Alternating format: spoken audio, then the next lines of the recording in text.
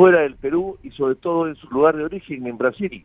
Claro, sí. Era absurdo teniendo en el Perú todas las posibilidades de ganar los juicios, de meter preso a Barata, de allanar su casa, sus oficinas, de ir a los archivos que tenían en Lurín, a sus oficinas en San Isidro, y a todos los bienes y propiedades que tenían en el Perú, porque Barata era casi un residente permanente peruano, tenía casa, departamento, 5 automóviles, mascotas, es decir, era un ciudadano más del Perú. Sin embargo, a pesar de eso, se le permitió que se vaya por la puerta grande y se lleve todos sus bienes y que proteja además los bienes de su empresa Odebrecht. Eso inaceptable. Sí, le pregunto, Ahora sufrimos las consecuencias. ¿se pudo conseguir sentencias acudiendo a los consorcios y no basando las investigaciones simplemente en las declaraciones de los ejecutivos brasileños de esta empresa corrupta? Mire, ¿qué cosa era más efectivo? Si era un acuerdo de colaboración eficaz con esta gente, con estos delincuentes, o tomarlo preso, meterlo en piedras gordas, a Barata y a toda su gente, y que ahí confiesen. ¿Qué cosa era más efectivo? ¿Qué cosa era más importante? Es decir, respetar una cadena de pagos para que la empresa siga funcionando. Hay que recordar lo que decían todos sus defensores, que no podían cortarse la cadena de pagos de estas empresas, de Odebrecht. Eso era muy importante, que sigan pagando y trabajando y pagando impuestos, etcétera, o tomarlos preso a Barata y que vomite, discúlpenme un término tan grosero que estoy usando, pero es lo más gráfico que he encontrado, sí. Que vomite todo lo que sabe eso en la cárcel. Eso que usted señala es clave. Eso no se quiso hacer. Sí, PPK velaba porque se cumpla la cadena de pagos, y por eso es que se emitió este decreto 003 tan cuestionado, ¿no? Durante la gestión de Marisol Perestello a cargo del Ministerio de Justicia, si no me equivoco. Claro, eso fue la parte jurídica, el aporte jurídico de ellos para ayudarlos, porque mediante ese decreto, que luego se convierte en ley porque tenía cierta mayoría en el Congreso en ese momento, y porque había otros intereses también de otras bancadas como Odebrecht pues era que el señor Barata era casi un virrey en el Perú. Entonces estos señores lo que hicieron fue quitar a todos los especialistas del tema y dejar solamente el tema en manos del Ministerio de Justicia y sobre todo los procuradores. Sí, ¿Quién sabe un procurador? Uno de ellos que había sido juez activo en Ventanilla para cobrar pues multas a transeúntes o a kioscos. ¿Qué sabía ese señor tratando con cánceres internacionales como Odebrecht? ¿Qué sabía? Lo pusieron adrede para que no sepa nada y que haga todo lo que dice Odebrecht. Eso es lo que han hecho. Le han entregado todo, y al Ministerio de Economía o a las entidades que manejan y saben manejar dinero, la sacaron de las negociaciones, porque hay que recordar que el MEC decía que debían 5.000 millones en reparación civil, y luego los procuradores aceptaron una reparación civil de 600 millones de soles a 15 años con un interés de 1% anual. Claro, no, una vergüenza. Entonces, ahí no opinó el MES. Ahí él lo resolvió en el Ministerio de Justicia, que nombraba a los procuradores. Muy buenos días. Y los fiscales aceptaron todo. Muy buenos días, doctor Víctor Andrés García Belaúnde. Le saluda Rumi Sabello. Gracias por estar en Altavoz en Vital 91.1 FM de tu dial. Usted se ha referido a los fiscales como imberbes. Imberbes son las personas que no tienen barba. Se refiere usted a los fiscales Rafael Vela y José Domingo Pérez. Sin embargo, el fiscal Rafael Vela señaló que lo ocurrido en Brasil no afectaría los procesos en el país. ¿Qué tiene usted que responder? Mire, que hablen los expertos, que hablen los penalistas, pero desde nuestro punto de vista, el proceso se ha caído o se va a caer. Porque si hemos llegado a un acuerdo de colaboración eficaz para que ellos digan lo que tienen que decir y no van a declarar, y las pruebas que ellos pueden aportar no son pruebas en su lugar de origen, porque acá no hemos investigado nada, todo venía de fuera, venía de fuera, y afuera las pruebas no son aceptadas. La pregunta es, si afuera las pruebas no son aceptadas, ¿cómo las realizamos nosotros? Si ya no son pruebas, dejaron de serlo. Eso es un sentido común. Ahora, que me demuestren los señores fiscales con el tiempo que algo pueden hacer, que van a condenar a esa gente, que van a hacer que devuelvan los bienes que se han llevado, que van a colaborar tanto y dar tantos codinomes que vamos a poder perseguir a todos los culpables. Bueno, han pasado ya 8 años y no ha pasado absolutamente nada todavía. ¿Las cosas van a cambiar a partir de ahora? No creo. Bastante complicado. Para que las audiencias entiendan bien, ¿de qué casos estamos hablando en el Perú? Bueno, en el Perú, desgraciadamente, estamos hablando de más de 40 casos de corrupción de Odebrecht, pero en el convenio de colaboración eficaz solo se aceptan 4, y el resto se iban a evaluar y progresivamente se iba a ver qué pasaba con ellos, y si es que algo aparecía, la podían incluir. Bueno, eso no va a pasar ya, eso no hay ninguna posibilidad.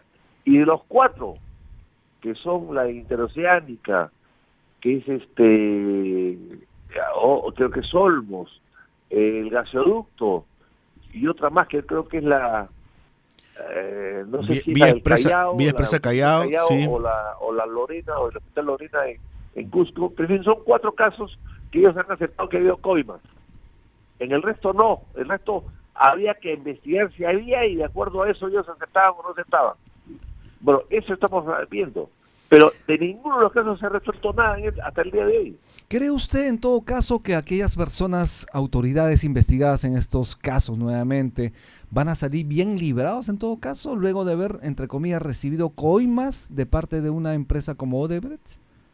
Mire, ahí hay 2 casos que son que estaban ya muy amarrados con el delito, que estaban muy claramente establecidos, no por la colaboración fiscal, sino inclusive antes, ¿no? Que son el caso de Toledo, que Maiman dijo todo lo que tuvo que decir, aceptó los 30 y tantos millones de dólares que había recibido de coimas, y están pues las propiedades que Toledo pagó en Lima, su departamento, su oficina, su casa de Punta Sal, etcétera. Entonces, yo creo que ese caso está mucho más claro que el resto, inclusive con o sin colaboración eficaz. Y en el caso de Susana Vidal también, que ella misma aceptó que había recibido dinero, creo que eran 7 millones de dólares o 8. Así que yo creo que esos 2 casos pueden independizarse del tema de la información que pueda llegar desde Brasil. Pero el resto de casos no. Están totalmente vinculados a lo que se dice en Brasil y a lo que se manda de Brasil y lo que se acepta que viene de Brasil. Doctor Víctor Andrés García Belaúnde, lamentablemente el país está sumido en corrupción, salpica por todo lado, gobiernos regionales, gobiernos municipales, el gobierno central, en diferentes lugares del país. ¿Qué hacer para que los jóvenes peruanos confíen en un país que pueda precisamente cambiar esta corrupción que tanto nos adolece, que nos hace daño? Bueno, tenemos que cambiar el gobierno, empezando, ¿no? Por allí. Empezar a cambiarlo de gobierno y poco a poco hacer una gran revolución del Estado, ¿no? El Estado hay que cambiarlo. El Estado fomenta la corrupción, no la castiga. La corrupción aumenta porque es casi impune, ¿no? Entonces, al final, ser corrupto en el Perú no es tan malo, ¿no? y no vas a la cárcel necesariamente, ¿no? Y es que no se puede normalizar la entonces, corrupción, como usted lo señala, no se puede normalizar la corrupción, no podemos estar contentos con corrupción. Obviamente se tiene que combatir corrupción. Bueno, pero lamentablemente hay como hay impunidad, eso fomenta la corrupción.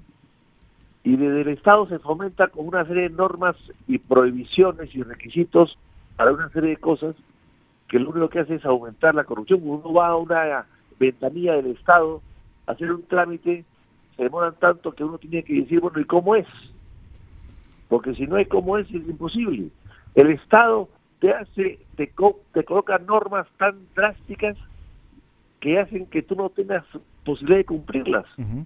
Y ahí viene la corrupción. Y está a todo nivel.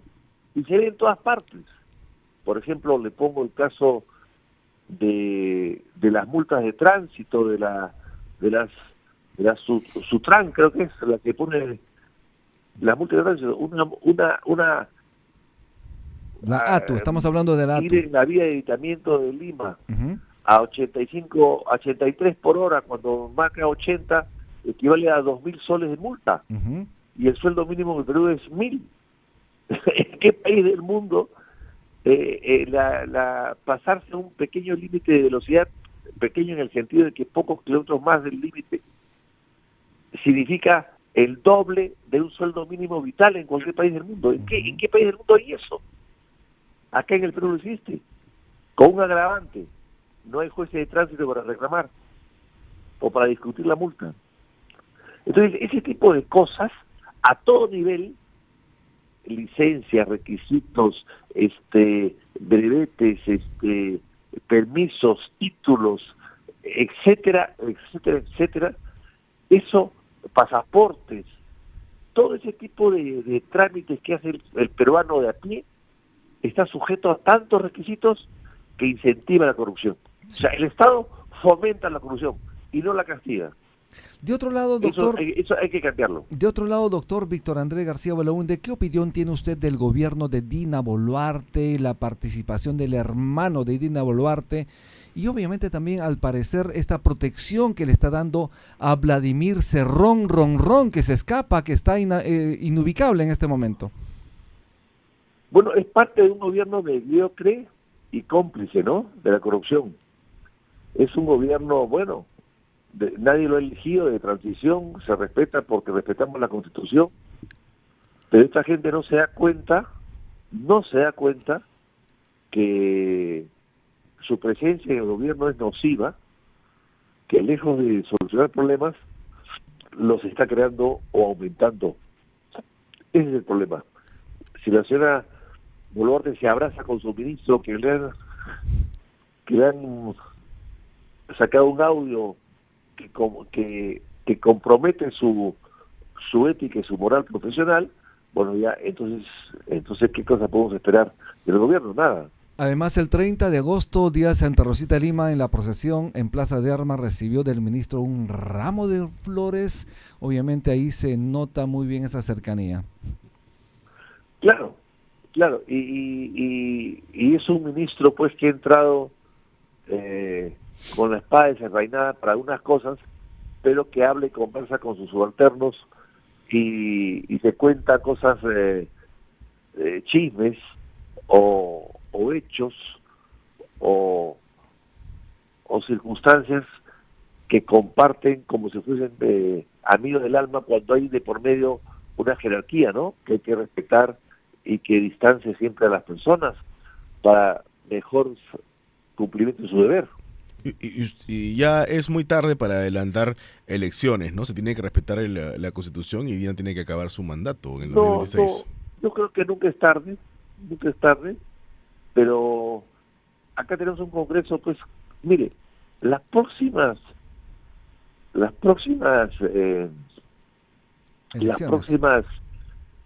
encuestas que salgan le van a dar al gobierno y al Congreso 1% de respaldo popular, 1%.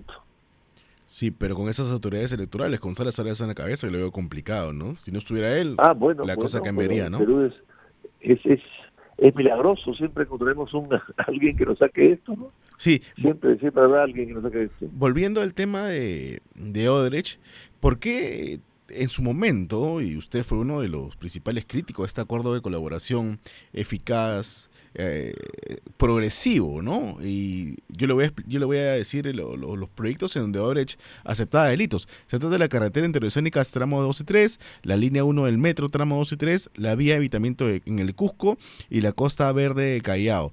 610 millones de soles en reparación civil. En su momento la prensa aplaudió esto como si fuera un gran logro de la Procuraduría, de los fiscales, cuando solamente, reitero, nos van a pagar 610 millones de soles, ¿no? Un escándalo, ¿no? En 15 años. Y en 15 años pagaderos, ¿no? Y a un interés de 1.5, o sea, el interés es subsidiado. La SUNAT no te cobra 1.5 para pagar tardíamente sus impuestos. Y no conocemos este acuerdo, ¿no? No se sabe, no se ha publicado. Y falta el tema del gas. Falta el tema del gas, que es una cosa muy grave, que es un sobreprecio absurdo, que no se ha hecho porque falló el financiamiento de Odebrecht. No falló el Perú, falló Odebrecht. Y ahí está con inversiones de 1.000 millones, pero con juicios por 2.000 y pico que hay que pagar. Pero hemos perdido, ¿no? En arbitraje internacional hemos perdido este caso, ¿no? Así es. No sé si lo hemos perdido, pero vamos a pagarlo de todas maneras, estoy seguro. Pero Odebrecht no tenía la espalda financiera para llevar a cabo ese proyecto. ¿Por qué tendríamos que seguir adelante nosotros? Así es. ¿Por qué? Porque las cosas se hicieron mal. Por eso. Y porque además hay otra cosa, tan mal se han hecho, tanta complicidad ha tenido el Estado, y el gobierno de Vizcarra es también parte del culpable en esto, porque también hizo una serie de negocios negociados. Hay que recordar que Vizcarra era parte del Club de Construcción, su empresa. Claro. Así que sí. Esta protección del Estado ha sido fatal. Pero en el caso del gasoducto, fallaron ellos efectivamente porque no lograron el cierre financiero. Pero dentro de las cláusulas hay una que dice que los tubos los cuida el Perú. O sea, son de ellos. Pero tenemos que mantener nosotros. Y tenemos que mantener nosotros, y hemos gastado ya 40 millones de dólares anuales.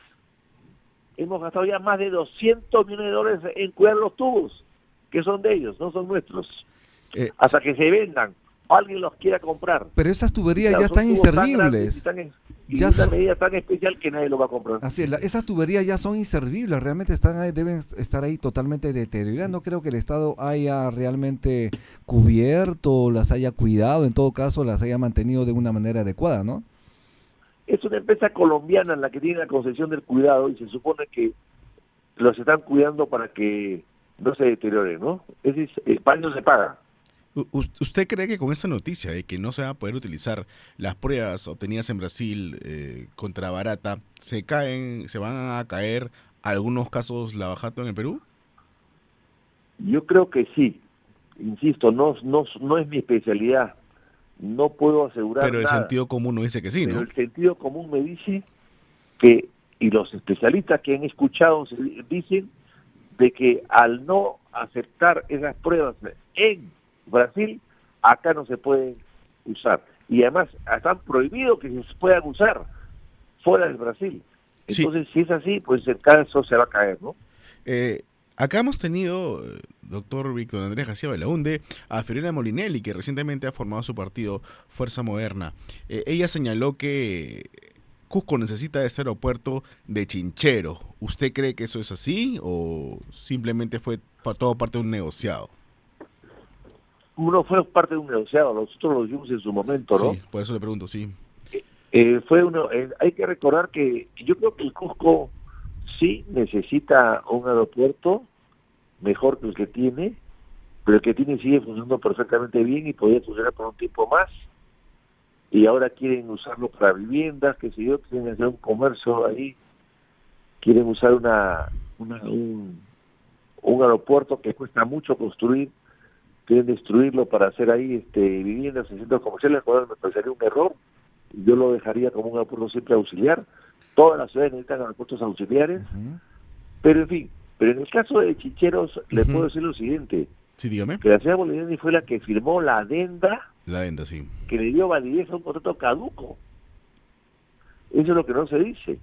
El contrato ya estaba caduco porque Kunturguasi no, igual que Porque el Odebrecht, gasoducto, ¿no? no logró el cierre financiero porque no consiguió dinero para hacer el aeropuerto, porque era una empresa con poco capital peruana y además vinculada a una empresa argentina con muchos problemas en Argentina. Entonces no logró tener el financiamiento que requería para hacer el aeropuerto. Estaba caduco el contrato.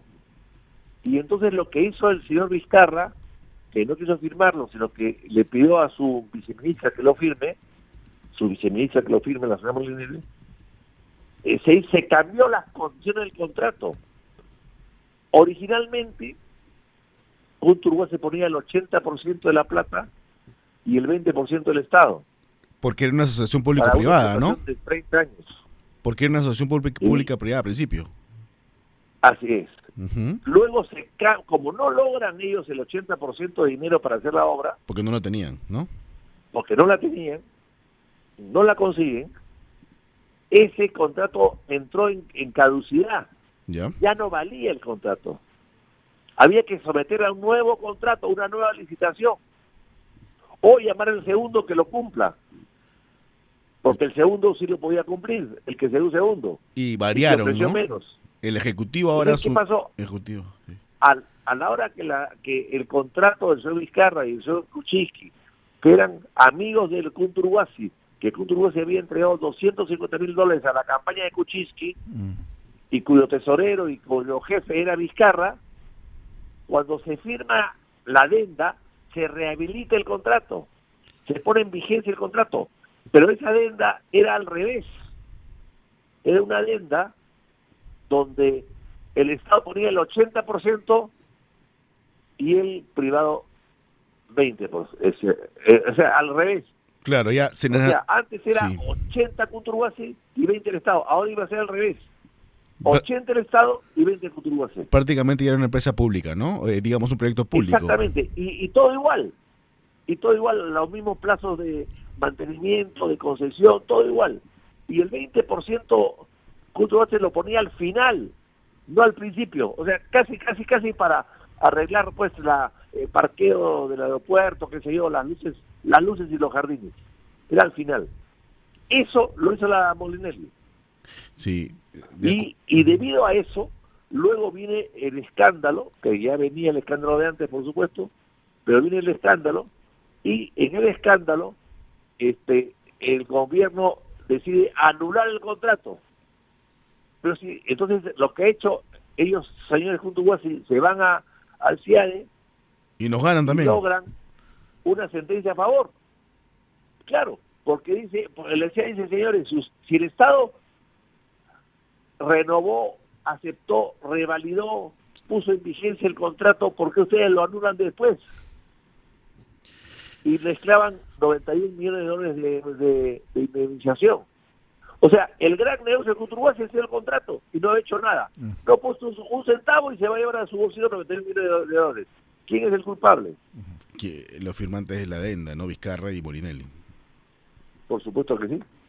8:28 de la mañana, estamos en Altavoz en Vital 91.1 FM. Doctor Víctor Andrés García Belaúnde, ¿cuál es el futuro de Acción Popular? Recientemente hubo una reunión de militantes. ¿A qué acuerdos han llegado?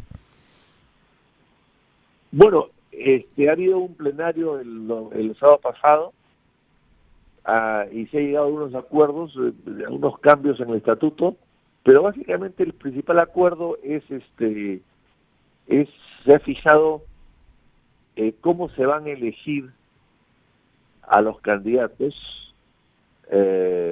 si va a ser como ha sido hasta hace poco, un militante, un voto, o si a partir de ahora, o para esta elección futura, va a ser la elección de todas las bases de delegados que vienen a un congreso y que en el congreso van a votar por la plancha presidencial, etcétera, ¿no?